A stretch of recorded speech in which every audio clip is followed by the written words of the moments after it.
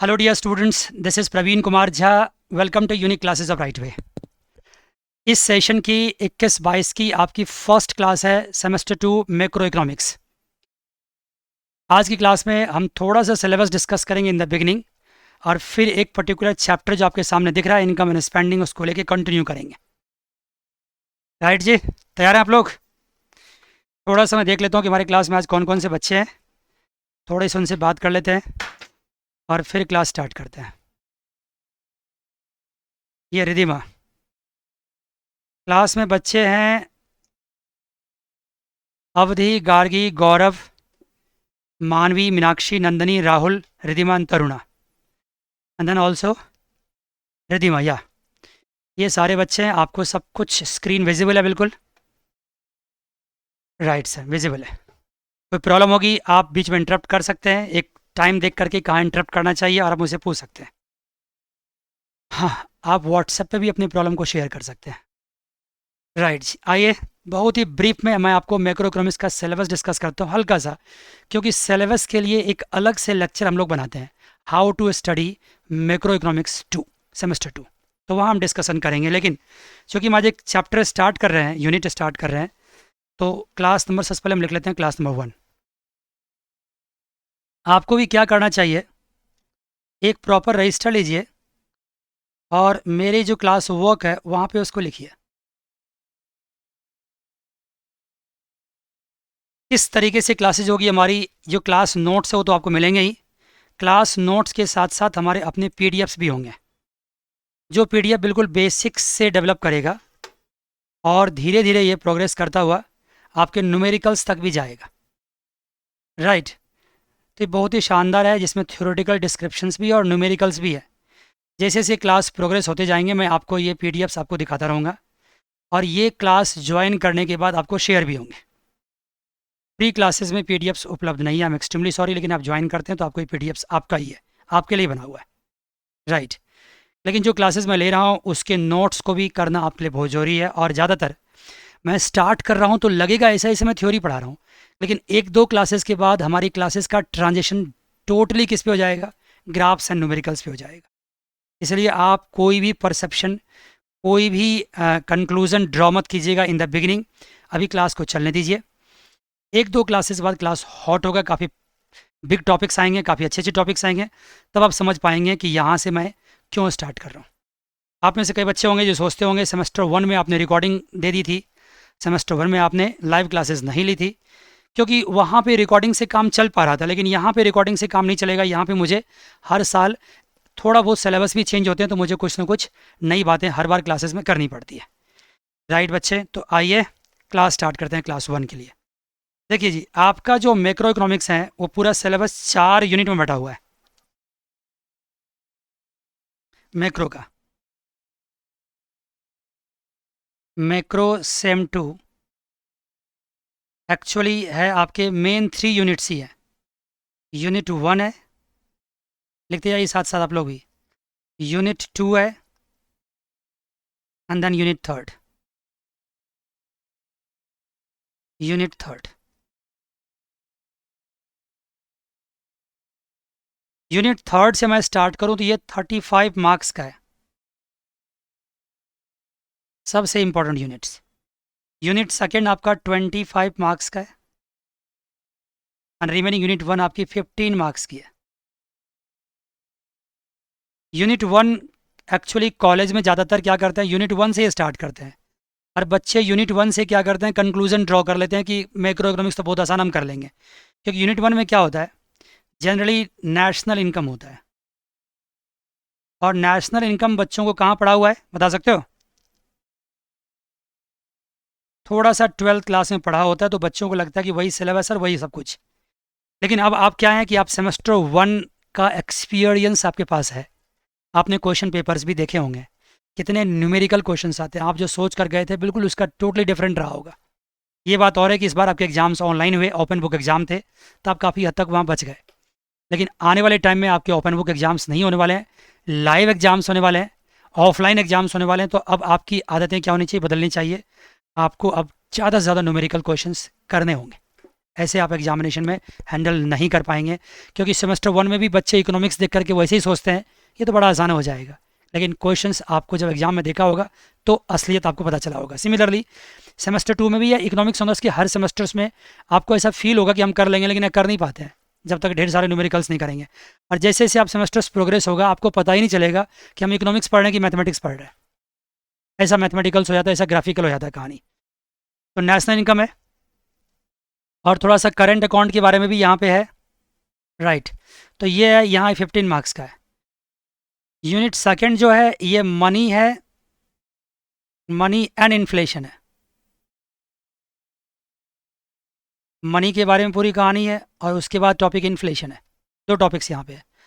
और जो third unit है जो सबसे इंपॉर्टेंट है, इसमें है इनकम एंड स्पेंडिंग,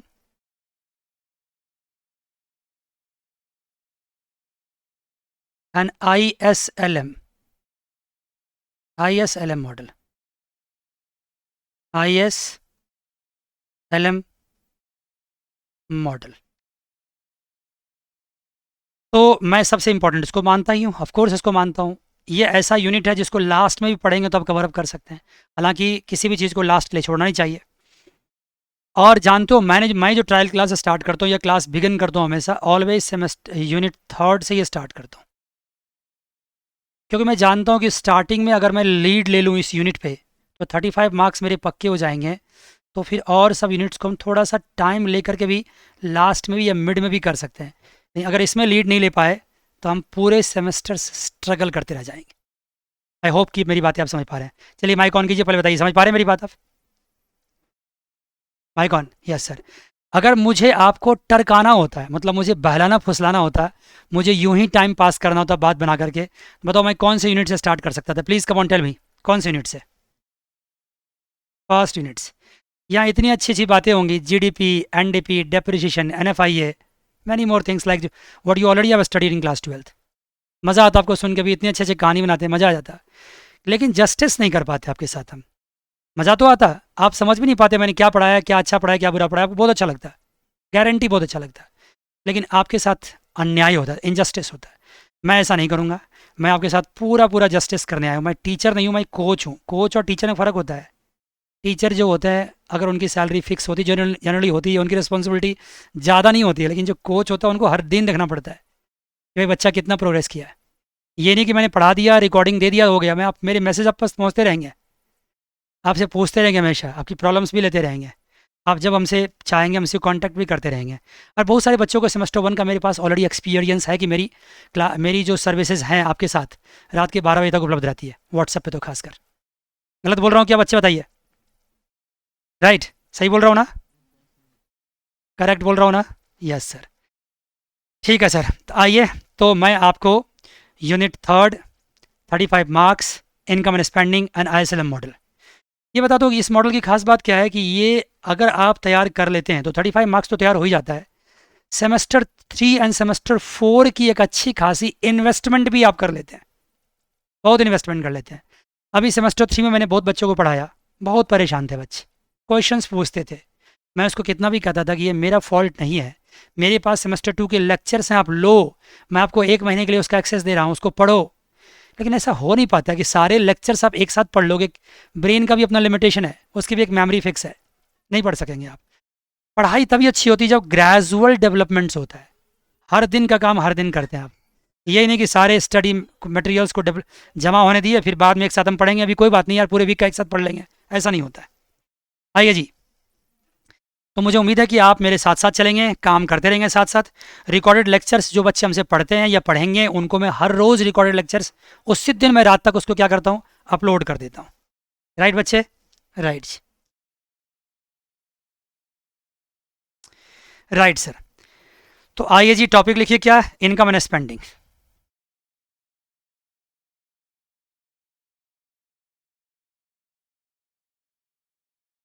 एक और अच्छी बात तो मैंने आपको बताई नहीं, आप ये पूछे नहीं सर ये दोनों टॉपिक्स को कंप्लीट करने में आप कितनी क्लासेस लगाओगे?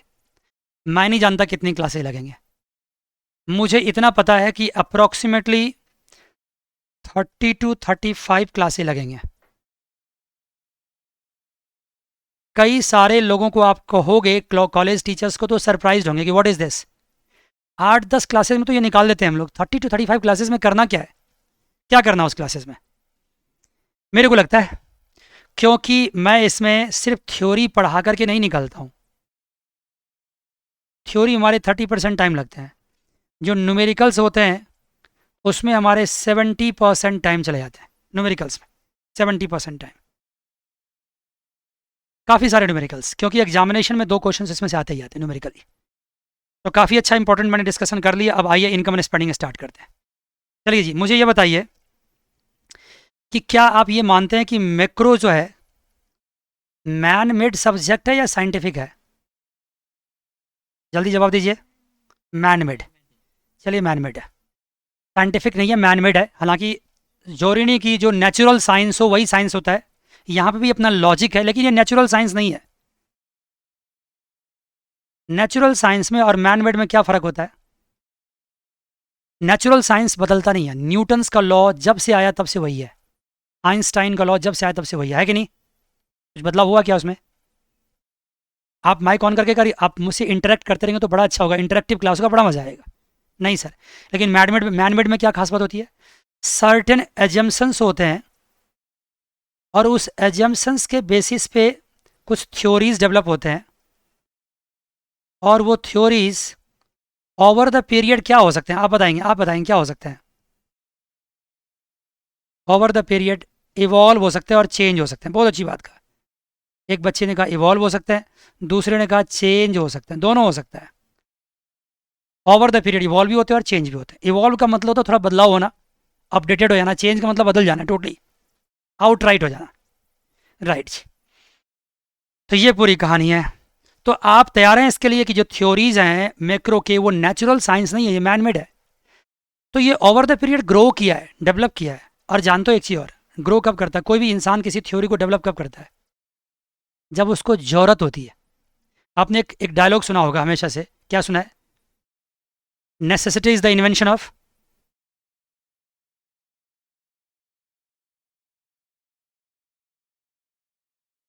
Necessity is the mother of all invention, सुना होगा आपने, नहीं सुना है क्या? बताइए थ्योरी, ये डायलॉग सुना है क्या? Necessity is the mother of all inventions. आपको जैसे जैसे जरूरत पड़ेगी ना, उसी हिसाब से आप इन्वेंट करते हो, उसी हिसाब से आप ग्रो करते हैं। आप खुद देखो आपके लाइफ में, चूंकि आप हमसे काफ़ी छोटे हैं इसलिए आपको उतना ज़्यादा बदलाव नहीं दिखता होगा आपके लाइफ में, लेकिन मैं अगर अपनी लाइफ में देखता हूँ तो कहाँ से कहाँ दुनिया पहुँच गया है। हम लोग जो स्कूल डेज में थे उसमें क्या कहानी थी, और आज देखो मैं डिजिटल पेन से आपको लिख रहा हूँ और आप अपने घर बैठ के मुझसे पढ़ सकते हैं। आज से 15 साल 20 साल पहले ये एक ड्रीम था, सोच नहीं सकता था कोई इंसान कि ऐसा भी पॉसिबल है। मानते नहीं मानते हो? और देखो जिस पेन से मैं लिख रहा हूँ, लिखता कितना अच्छा पेन है, कितने सारे इंक इसमें लग रहे हैं, कुछ नहीं लग रहा है। देखो ऐसे ही इरेज हो रहा है। राइट सर, कितना दुनिया इवॉल्व कर गया और कितना दुनिया इवॉल्व करता रहेगा और कितना करता रहेगा। तो ये जो आपका ये नेचुरल साइंस नहीं है, ये मैनमेड साइंस है। और नेसेसिटी जैसे जैसे होता है वैसे वैसे इन्वेंशन भी होता है और धीरे धीरे करके प्रोग्रेस चलता है। मैं एक ईयर के बारे में आपसे डिस्कस करना चाहता हूँ, एक ईयर। और वो ईयर पता है क्या है? वो ईयर है 1930। सुना है क्या आपने? ये ईयर 1930 है। क्या खास बात है इसकी, बता सकते हो? किसी बच्चे ने यस सर बता सकते हो क्या खास बात है इकोनॉमिक्स के वर्ड में? Great depression. Depression, year of great depression. आपने कहाँ पढ़ा? आपने स्कूल लेवल में पढ़ा था क्या? पढ़ा था? Yes sir. देखो क्या हुआ था, 1930s में ग्लोबल रिसेशन आया, ग्लोबल रिसेशन, खासकर डेवलप्ड कंट्री में। हमारी कंट्री बात मत करो, क्योंकि उस वक्त तक हमारी कंट्री में काफ़ी लूट मार हो रहे थे अंग्रेज़ों के द्वारा। हमारी कंट्री में डेवलपमेंट तो ऐसे थी ही नहीं, सारे लूटे ही जा रहे थे। अदरवाइज़ अगर वेस्टर्न वर्ल्ड की बात करो तो पूरी दुनिया में एक ग्रेट डिप्रेशन आया। डिप्रेशन किसको बोलते हैं? हाईएस्ट फॉर्म ऑफ रिसेशन को। जब रिसेशन आपका मतलब बहुत ज़्यादा हो जाए, ओवरनाइट रिसेशन का रेट चेंज करे, ठीक है ना, तो उसको क्या बोलते हैं? मार्केट बिल्कुल स्लो डाउन हो जाए, कोई परचेजर है ही नहीं मार्केट में, प्रोडक्शंस हो रहे हैं, गुड्स पाइलअप हो रहे हैं, ध्यान देना मेरी बातों को, लेकिन कोई परचेजर नहीं है। मैन्युफैक्चरर तो मैन्युफैक्चर कर रहा है लेकिन परचेजर नहीं है। बता सकते हो इससे क्या होगा? इससे क्या होंगे? स्टॉक इंक्रीज करते जाएंगे, और अगर वो उसकी डिमांड नहीं रहेगी तो बाद में क्या होगा? प्रोडक्शन स्टॉप होगा। प्रोडक्शन गिरता जाएगा। अगर स्टॉक है आपके पास, स्टॉक बढ़ा हुआ है और डिमांड नहीं हो रहा है, डिमांड गिर गया है, तो प्रोडक्शन स्टॉप हो जाएगा, प्रोडक्शन रिड्यूस कर जाएगा। अगर प्रोडक्शन रिड्यूस करेगा तो उसका असर क्या होगा?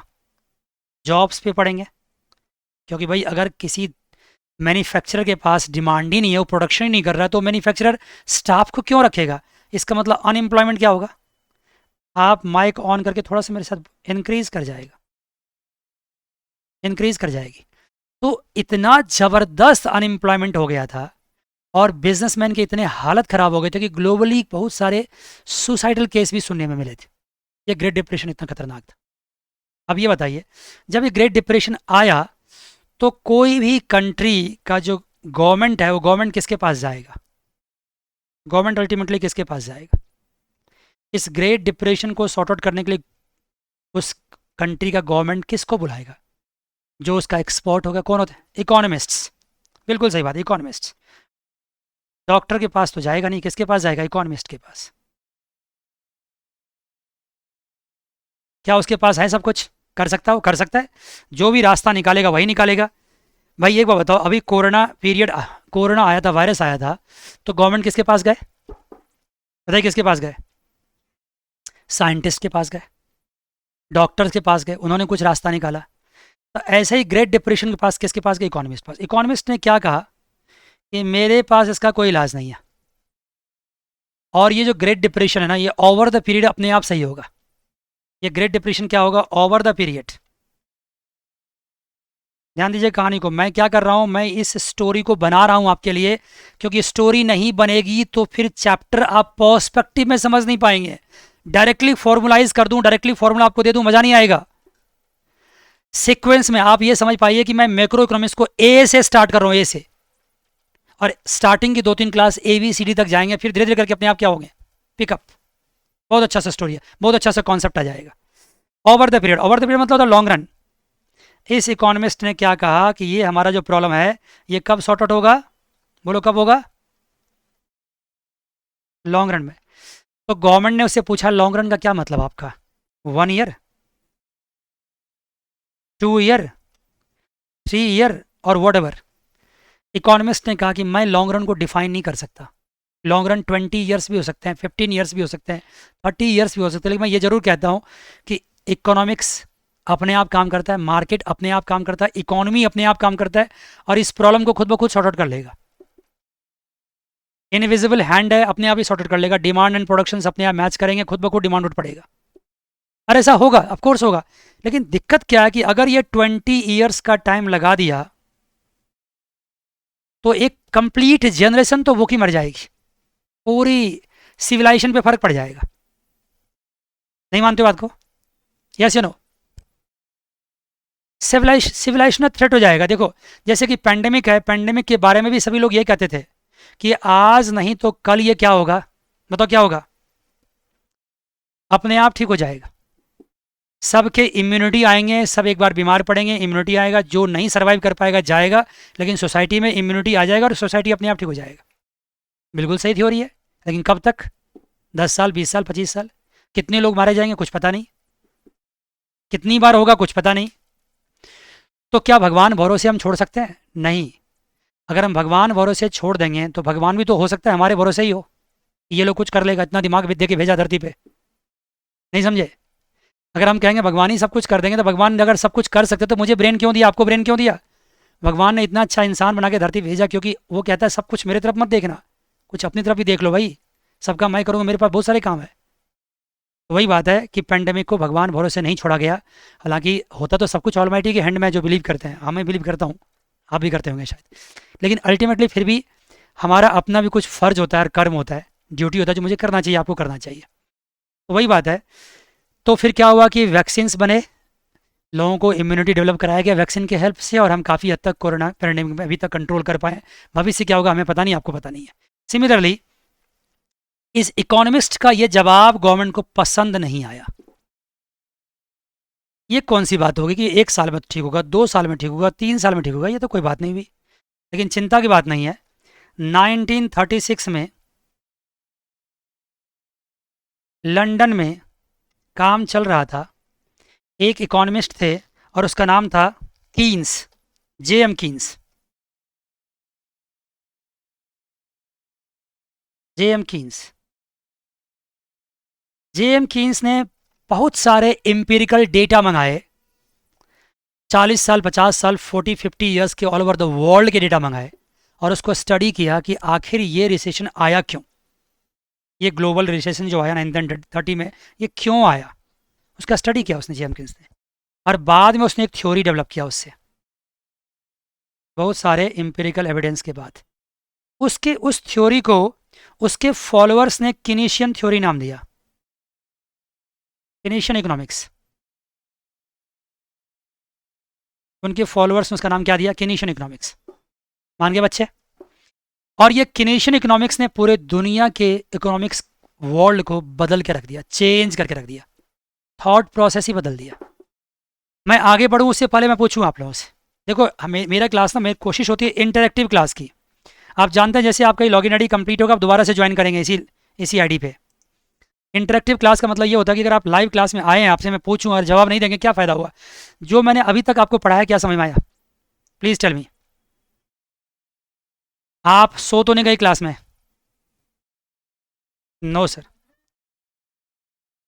बोलो क्या बोल रहे थे? लॉन्ग रन क्या पूछ रहे थे?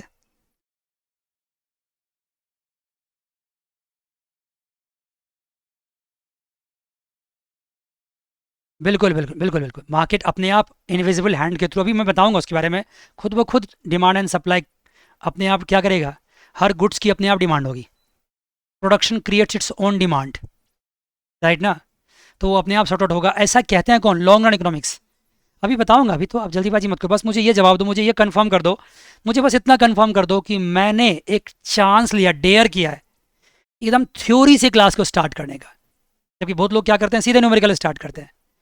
मैंने कहा कि नहीं, मैं एकदम पर्सपेक्टिव में क्रोनोलॉजिकली पीरियडिकली प्रॉपर तरीके से स्टार्टिंग से पढ़ाऊंगा और एंड तक जाऊंगा। क्या मेरा रिस्क ठीक है? मैंने सही किया गलत किया? सही किया गलत किया? सही किया। आपका सहयोग इसमें जरूरी है, आपका सहयोग जरूरी है, कुछ नहीं फर्क पड़ता है। थ्योरी सुनाने का भी स्टाइल होता है। अगर थ्योरी कुछ लोग सुनाते हैं सो जाते हैं, मैं कोशिश करूंगा आपसे इंटरेक्ट करूं और आपको थ्योरी में सोने दूंगा क्लास में। और थ्योरी कहाँ है? ये तो स्टोरी है, इतनी इंटरेस्टिंग स्टोरी है।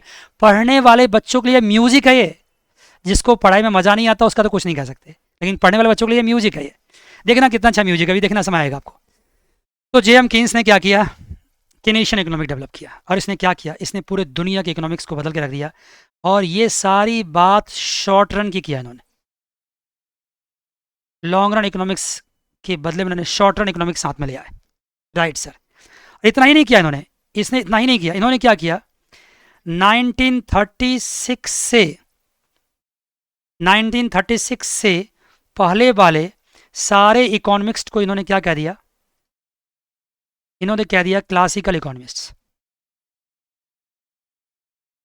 इसका नाम रख दिया इसने क्लासिकल इकोनॉमिस्ट्स। और क्लासिकल को भी इन्होंने दो हिस्से में बांट दिया, 1920 एंड बिफोर, 1920 से 1936।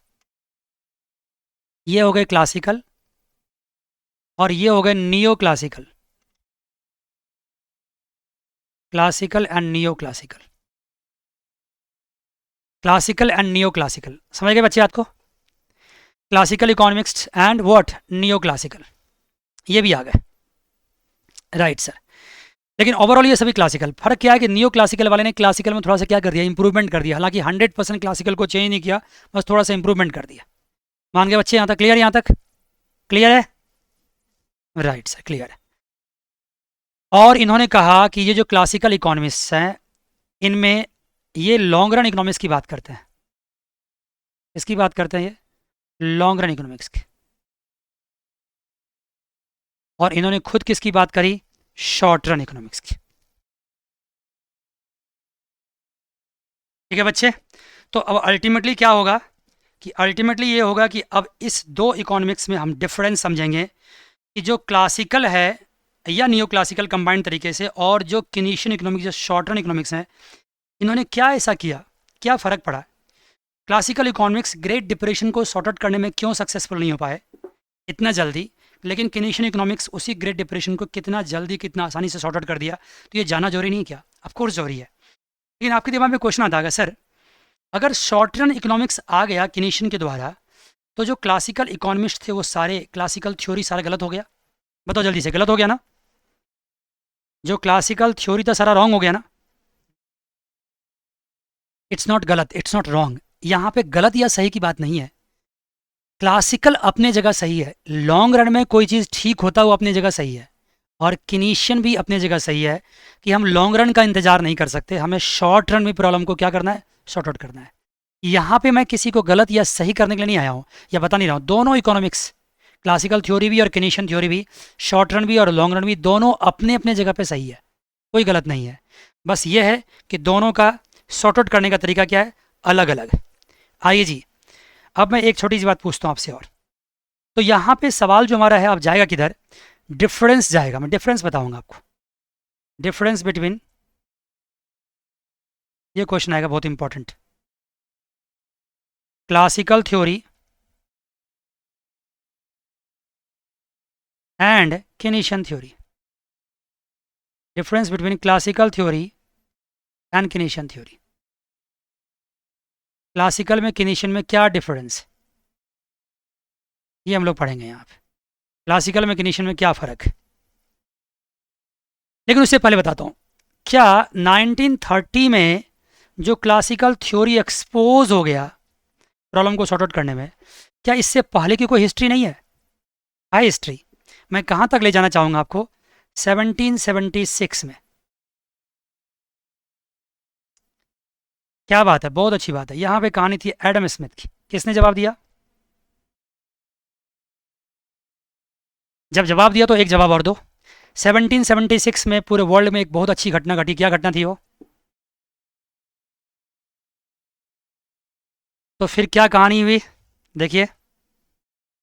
एडम स्मिथ 1776, मेरे ख्याल से 4 जुलाई को, बता सकते हो क्या हुआ था? American independence day. और एडम स्मिथ की क्या कहानी है, ये अमेरिकन थे, इन्होंने स्टार्ट करी, यहाँ से इकोनॉमिक्स जो स्टार्ट हुआ है, और ये 1930 तक ये सारा क्या है, क्लासिकल थ्योरी है। और मैं यहाँ पे नाम लिया क्लासिकल और न्यू क्लासिकल, तो मैं कुछ नाम लिख भी देता हूँ आपको। स्मिथ क्लासिकल माने जाते हैं। स्मिथ के अलावा डेविड रिकार्डो,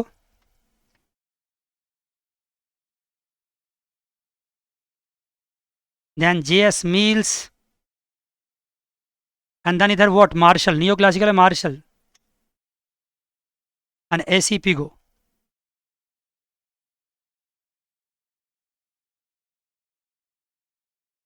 जीके जीएस के लिए जाना बहुत जरूरी होता है, एग्जाम के लिए नहीं, एग्जाम में नहीं आएगा कभी भी, लेकिन जीके जीएस के लिए जाना बहुत जरूरी होता है। अवेयर माइंड को ये सब जानना चाहिए। Right sir. एडम स्मिथ ने एक एक इकोनॉमिक्स का थ्योरी दिया था, याद है किसका? इनविजिबल हैंड का, याद है? एडम स्मिथ ने थ्योरी दिया था किसका? इनविजिबल हैंड का। भूल गई, याद है आपको? याद है। इसने क्या कहा था, every production has its own demand. लिखो इसको, every production has its own demand. इनके हिसाब से चला जाए तो बस मुझे मैन्युफैक्चरिंग पे ध्यान देना चाहिए। किस पे ध्यान देना चाहिए? मैन्युफैक्चरिंग पे, मतलब प्रोडक्शन पे ध्यान देना चाहिए, मुझे प्रोडक्शन करना चाहिए, मुझे डिमांड की चिंता बिल्कुल नहीं करनी चाहिए।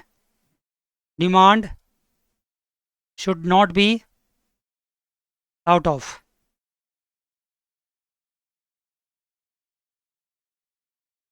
डिमांड की चिंता नहीं करनी चाहिए। मुझे चिंता किसकी करनी चाहिए, बोलो? सिर्फ प्रोडक्शन की।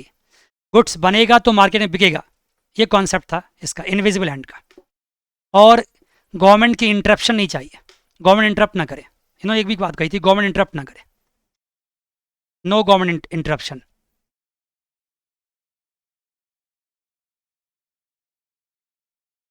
नो गवर्नमेंट इंटरवेंशन, इन्होंने ये भी कही। आइए जी, क्यों कहा, इस सब बातों को समेट कर, सब बातों को कलेक्ट करके एक हम classical theory and creation theory का डिफरेंस आपको बताते हैं। लिखिए यहाँ पे, और डिफरेंस में सब समझाते जाएंगे आपको हम। लिखिए यहाँ पे एक साइड क्लासिकल, और यहाँ लिखिए किनीशियन।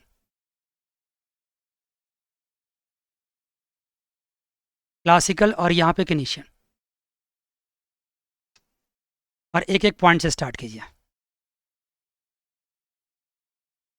आपको लगता हो ये सिंपल पॉइंट है, मैं गारंटी के साथ देता हूँ कि ये जो डिफरेंस है ना, ये आने वाले पूरे इकोनॉमिक्स, ये इनकम एंड स्पेंडिंग, आईएसएलएम सबको अफेक्ट करेगा। ये डिफरेंस बहुत कुछ जानकारी मिलेगी आपको।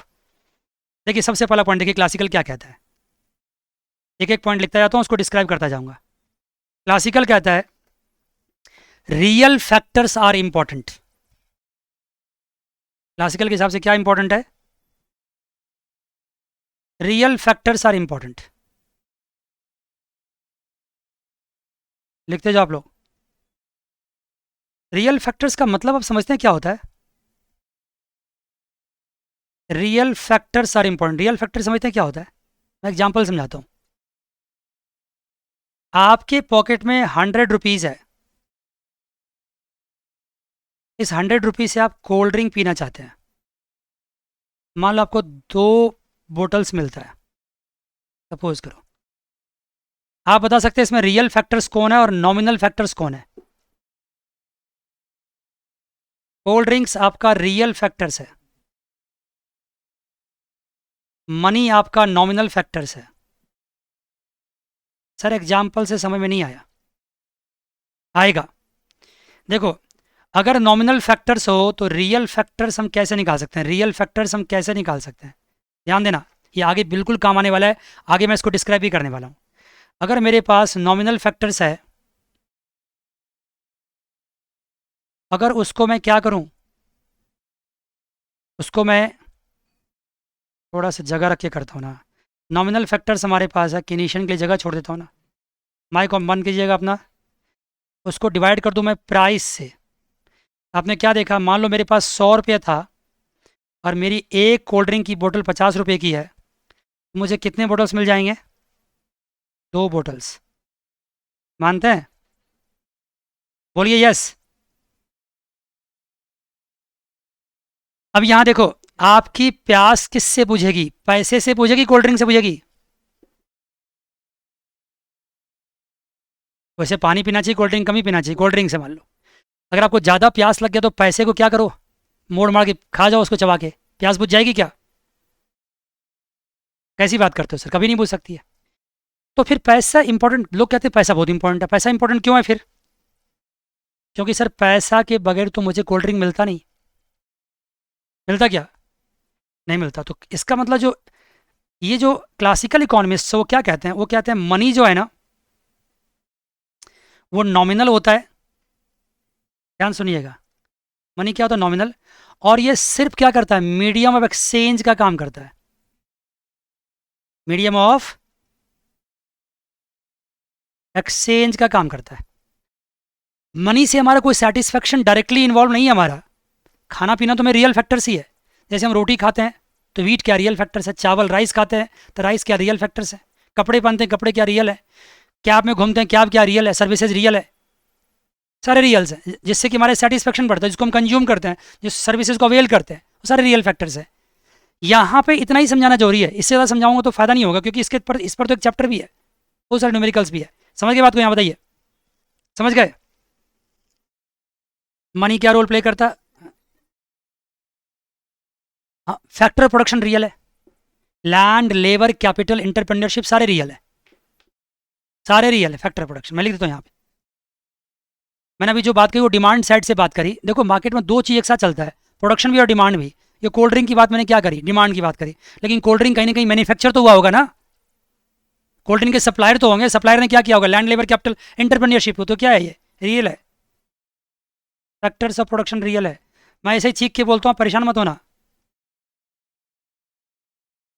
हाँ real, factors of production are real, ये रियल है। क्लासिकल के हिसाब से मनी सिर्फ मीडियम ऑफ एक्सचेंज का काम करता है। मनी की कोई इंट्रिंसिक वैल्यू नहीं होती है। ये सब बातें मनी चैप्टर में मुझे पढ़ाना है, लेकिन मैं क्यों उतना इंतजार करूं, कुछ कुछ बातें यहां से पढ़ाता जाऊं। Money has what? Money has no intrinsic value.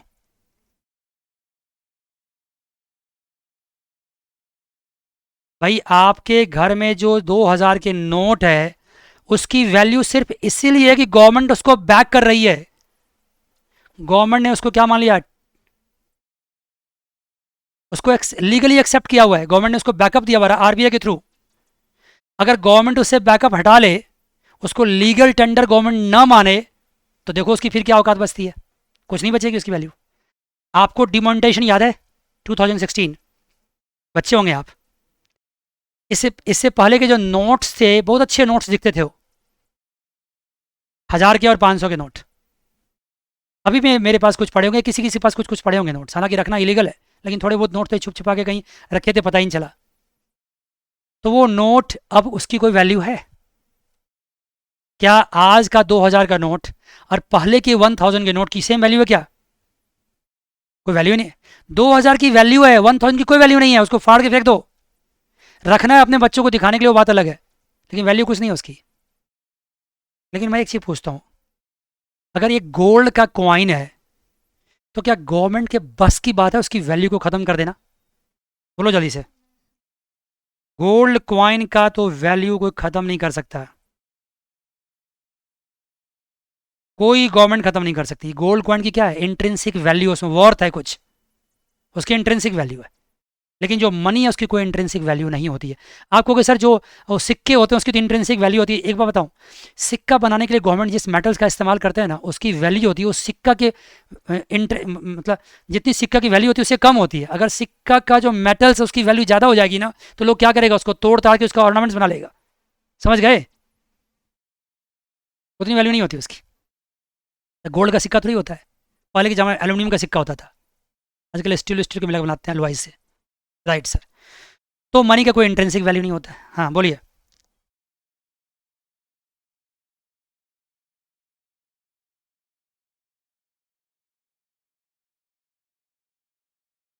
Gold and silver, silver की इंट्रेंसिक वैल्यू क्यों है?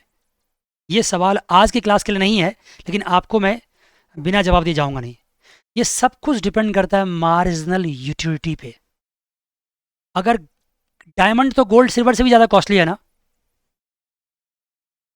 अगर एक इंसान को डायमंड की औकात पता करना है, तो मान लो मेरे हाथ में, हालांकि डायमंड में पाना नहीं हूँ, लेकिन सपोज करो मेरे हाथ में 2 लाख रुपए का डायमंड है, सपोज कर लो, और मैं किसी डेजर्ट में खो चुका हूँ, और वहाँ मुझे बहुत तेज़ की प्यास लगी है,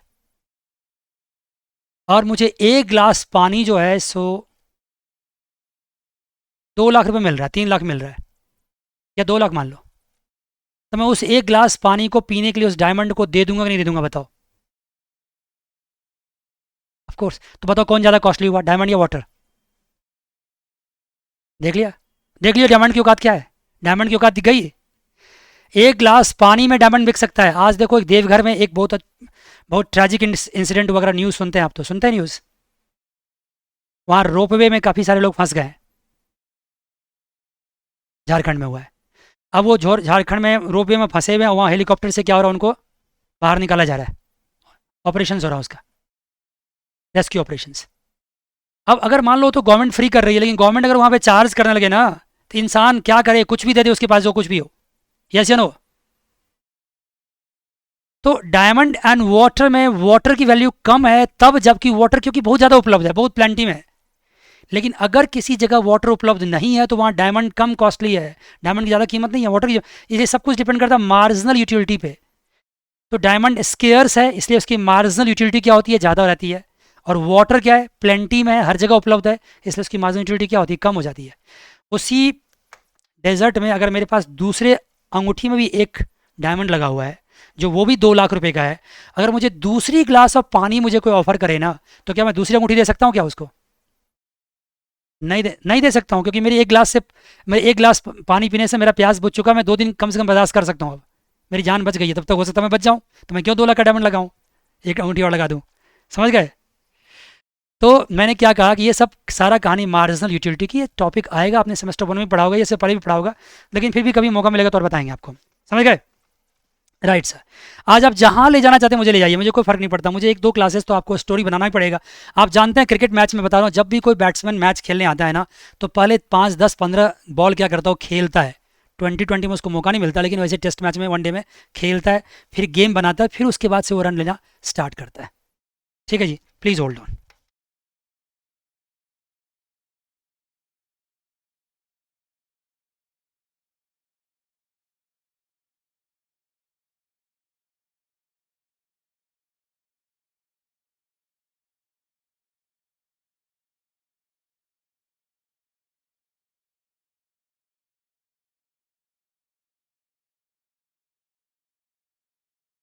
अच्छा, आवाज़ नहीं आ रही थी, अब आ रही है आवाज़?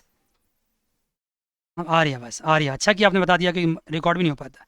तो फिर क्या हुआ कि इसकी कोई इंट्रिंसिक वर्थ नहीं है, मनी सिर्फ मीडियम ऑफ एक्सचेंज का काम करता है। और जो गवर्नमेंट की जो मॉनेटरी पॉलिसी है, मॉनेटरी पॉलिसी पता है कौन बनाता है? आरबीआई बनाता है या central bank. Monetary policy is not required, monetary policy की जरूरत नहीं है, monetary policy is not required. आपने कहा ना इकोनॉमी को बिल्ड करने में हेल्प करता है, लेकिन आपने ये तो जनरल बातें बताई। मैं भी किसको पढ़ा रहा हूँ? किसको पढ़ा रहा हूँ? बताओ, जल्दी बताओ, किसको पढ़ा रहा हूँ अभी मैं? अभी मैं क्लासिकल पढ़ा रहा हूँ, अभी मैं क्लासिकल थ्योरी डिस्कस कर रहा हूँ अभी। क्लासिकल इकोनॉमिस्ट कहते हैं कि मुझे मॉनेटरी पॉलिसी की ज़रूरत नहीं है, मुझे रियल फैक्टर्स की ज़रूरत है, मुझे नॉमिनल फैक्टर्स की ज़रूरत नहीं है। मनी सिर्फ मीडियम ऑफ एक्सचेंज का काम करता है। मेरी थ्रस्ट, मेरी भूख अल्टीमेटली रियल फैक्टर से बुझती है। डिमांड तो उसी की होगी। ये कौन कह रहा है? क्लासिकल कह रहा है। इस आप कौन बोल रहे हैं बताइए? गौरव बोल रहे हैं। गौरव, आपको लगता नहीं कि मैं ये सब बताने वाला हूँ? ऑफ कोर्स बताने वाला हूँ। आप अपने ट्रस्ट को थोड़ा होल्ड कीजिए। मैं आपको 1-1.5 घंटे बाद जब अगली क्लास हो गई ना, तब पूछूंगा कि आपको क्या बच गया पूछने के लिए। मेरे पास इतने अच्छे स्टोरी हैं, अब मज़ा आ जाएगा आपको। सारा डिस्कस कर रहे हैं और सिस्टमेटिकली डिस्कस करेंगे, प्रॉपर खेलेंगे, कोई चिंता वाली बात नहीं है। Monetary policy is not required. आप जानते हैं 1930s का जो ग्लोबल रिसेशन आया था, उसका आने का ये वजह ये भी था। अभी आपने तुरंत क्वेश्चन पूछा ना, सर ये कितनी गलत बात है, क्लासिकल को तो ये बात नहीं कहना चाहिए था। नहीं कहना चाहिए था, ये बाद की बात है, ये तो किनीशियन ने सुधारा ही सुधारा है। मैं ये कह रहा हूं कि क्लासिकल ने कहा क्या था एक्चुअली। मान गए बात को? ये क्लासेस को आप ऐसा क्लास मानो कि ये डिस्कशन क्लास है, जहां पे आप बिल्कुल थॉट प्रोसेस आपका चेंज हो रहा है कि एक्चुअली सब्जेक्ट क्या है, ये हो क्या रहा है। अगर मैं चाहूं तो आप मुझे अगली क्लास को मैं 10 क्वेश्चन लेके आता हूं, सारा क्वेश्चन सॉल्व कर दूंगा, आप सारा समझ जाएंगे। लेकिन वो फिर मज़ा नहीं आएगा, क्योंकि आपको प्रॉपर तरीके से पीरियडिकली आपको सब कुछ समझ में नहीं आएगा। इसलिए मेरा बिलीव करो, 1-2 क्लासेस में आपके न्यूमेरिकल्स में स्टार्ट कर देंगे। मेरे पास बहुत सारे न्यूमेरिकल्स हैं, बड़े पड़े न्यूमेरिकल्स, सारे बड़े पड़े हैं, चिंता वाली बात ही नहीं है। राइट जी। आपने खुद देखा अभी, आपने खुद देखा कि सर, आपने खुद देखा कि सर जो 1930s का ग्लोबल रिसेशन आया था, उसका आने का एक वजह तो मुझे पता चल गया। यहाँ पे मॉनेटरी पॉलिसी को उसने काम ही नहीं करने दिया। किसने? क्लासिकल ने बना कर रखा था उसने। लेकिन मैं कह रहा हूँ कि अभी आप उस पर मत जाओ, आप कुछ अनुमान मत लगाओ, कुछ कयास मत लगाओ, उस पर मत जाओ कि मॉनेटरी पॉलिसी, सॉरी क्लासिकल ने क्या गलती करी थी, क्या सही करी थी। अभी रुक जाओ सिर्फ। तो अल्टीमेटली बताइए क्लासिकल ने क्या कहा? पहला पॉइंट जल्दी, कमान जल्दी बताइए। रियल फैक्टर से इंपॉर्टेंस की नॉमिनल इंपॉर्टेंट या nominal factor important? Nominal factor क्या होता है? इन टर्म्स ऑफ रुपीज होता है। रियल फैक्टर क्या होता है? इन टर्म्स ऑफ यूनिट होता है। मनी क्या काम करता है? Only the medium of exchange. Money की कोई इंट्रिंसिक वैल्यू होती है क्या? नहीं होती है। बिल्कुल सही बात। क्या मॉनेटरी पॉलिसी रिक्वायर्ड है? नहीं रिक्वायर्ड है। मॉनेटरी पॉलिसी किसका पार्ट है? गवर्नमेंट का पार्ट है। उन्होंने गवर्नमेंट को ही मना कर दिया। उसने कहा गवर्नमेंट इंटरप्ट ही नहीं कर सकती है, तो मॉनेटरी पॉलिसी कौन सी खेत की मूली है? No monetary policy. किनीशियन ने इसके कंट्री क्या कहा, वो बाद में बात करेंगे, हम अगली क्लास में बात करेंगे। आइए सेकंड पॉइंट देखिए। सेकंड पॉइंट में ये कहता है, सेकंड पॉइंट में नो गवर्नमेंट इंटरवेंशन।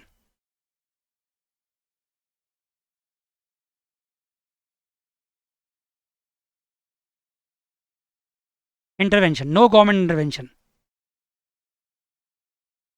इसने गवर्नमेंट को इंटरप्ट करने से टोटली मना कर दिया। नो गवर्नमेंट इंटरवेंशन लिख लिया आपने? इसने कहा कि गवर्नमेंट को मार्केट में इंटरप्ट नहीं करना चाहिए, गवर्नमेंट को कोई डिसीजन नहीं लेना चाहिए, डिमांड एंड सप्लाई अपने आप मीट करेगा। डिमांड एंड सप्लाई अपने आप मीट करेगा। किसके हेल्प से? इनविजिबल हैंड से। वो अपने आप करेगा। एडम स्मिथ का ही थ्योरी है, अपने आप करेगा। गवर्नमेंट को इंटरप्ट नहीं करना चाहिए। गवर्नमेंट को फिर क्या करना चाहिए बताइए? गवर्नमेंट क्या करना चाहिए? इसने कहा गवर्नमेंट को सिर्फ क्या करना चाहिए? Only the job of, only the job of, बताओ, creating, creating level playing field. क्या मतलब हुआ इसका? Only the job of creating level playing field, क्या मतलब हुआ इसका? रूल्स एंड रेगुलेशंस ऐसा बनाओ कि सबको इक्वल अपॉर्चुनिटी मिले, सबको इक्वल। ऐसा ना हो कि किसी के फेवर में हो, किसी के डिसफेवर में हो, सबको इक्वल अपॉर्चुनिटी मिले, सब काम करे ढंग से, इसका सिर्फ मकसद यही था और कोई मकसद नहीं है। राइट जी। थर्ड पॉइंट क्या कहता है? थर्ड कहता है supply create its own demand. ये भी क्लासिकल थ्योरी है, क्रिएट इट्स ओन डिमांड। इस थ्योरी को आगे पढ़ाएंगे आपको, या पढ़ा होगा आपने, इसको सेज लॉ भी कहते हैं। पढ़ा है क्या आपने? सेज लॉ भी कहते हैं इसको, supply create its own demand, ये उन्होंने कहा था। उसके बाद कहा था कि ये जो क्लासिकल है ये सप्लाई पे ज़्यादा ध्यान देता है। सप्लाई मतलब प्रोडक्शन, प्रोडक्शन करो, सप्लाई करो, ये सप्लाई पे ज़्यादा ध्यान देता है, इसलिए इकोनॉमिक्स को क्या बोलते हैं हम? इसको बोलते हैं सप्लाई साइड इकोनॉमिक्स। इकोनॉमिक्स क्या बात करता है? Supply side economics. Right sir. या प्रोडक्शन साइड इकोनॉमिक्स की बात करता है। फिफ्थ पॉइंट ये लॉन्ग रन की बात करता है, ये लॉन्ग रन इकोनॉमिक्स है ये। और फिफ्थ पॉइंट क्या है, सॉरी सिक्स्थ पॉइंट क्या है? Full employment level. ये बातें अभी आपको नहीं समझा पाएंगे आज की क्लास में, लेकिन अगली क्लास में मैं इसको हाईलाइट करता हूँ कि यहीं से स्टार्ट करूँगा, फुल एम्प्लॉयमेंट लेवल। राइट। लेकिन जाने से पहले मैं आपको कुछ बात पूछना चाहता हूँ। बताओ भाई, सप्लाई क्लासिकल थ्योरी ने क्या क्या बात करी? Real factors are important, nominal not. Money plays what? Only the medium of exchange, role of medium of exchange. Government intervention? No. Supply creates on demand, production side economics, long run economics, full employment level. इसके opposite में Keynesian ने क्या कहा? इसके opposite में Keynesian ने क्या कहा? ये बातें तो मैं अगली क्लास में करूंगा, क्योंकि आज टाइम की शॉर्टेज हो गई है। थोड़ा सा सिलेबस शुरू में डिस्कस करने लगे थे, वैसे टॉपिक आज का ही था ये। केनेशियन ने इसके अपोजिट में क्या कहा, और साथ साथ ये फुल एम्प्लॉयमेंट लेवल क्या होता है, इन सारी बातों को लेकर के आपको अगली क्लास में मिलेंगे आपसे। लेकिन उससे पहले बता दूं आपको, थोड़ा सा हिंट देता हूं, हालांकि ये सफिशिएंट हिंट नहीं है। अगर इसने कहा कि रियल फैक्टर्स इंपॉर्टेंट है, तो इसने कहा नहीं, नॉमिनल फैक्टर्स भी इंपॉर्टेंट है। अगर इसने कहा कि मॉनेटरी पॉलिसी नॉट रिक्वायर्ड, इसने कहा मॉनेटरी पॉलिसी रिक्वायर्ड। इसने कहा गवर्नमेंट की इंटरवेंशन नहीं होनी चाहिए, इसने कहा गवर्नमेंट इंटरवेंशन होनी चाहिए। इसने कहा सप्लाई साइड इकोनॉमिक्स, तो इसने कहा डिमांड साइड इकोनॉमिक्स। ये कह रहा है सप्लाई साइड इकोनॉमिक्स या डिमांड साइड। ये कह रहा है कि सप्लाई क्रिएटेड ऑन डिमांड, ये बिलीव नहीं करता इस बात में। ये कहता फुल एम्प्लॉयमेंट लेवल, ये कहता no, not full employment level. मतलब केनेशियन थ्योरी ने कसम खा लिया है। क्या कसम खा लिया है? मतलब क्या खा लिया है? कि जो क्लासिकल कहेगा उसका अपोजिट। लेकिन ऐसा नहीं है कि उन्होंने कोई कसम, बच्चों वाली कसम खाई है, उसने प्रूफ भी किया है। आप समझ लो कि अगली क्लास कितना मज़ेदार होने वाला है। फुल एम्प्लॉयमेंट लेवल का मतलब समझाएंगे, क्लासिकल एंड केनेशियन थ्योरी के पर्सपेक्टिव में सारे डिफरेंसेस डिस्कस करेंगे, और फिर मैटर को उससे आगे लेके जाएंगे। आज के लिए इतना ही, अगली क्लास में फिर मिलेंगे। God bless you all, take care, bye bye and see you.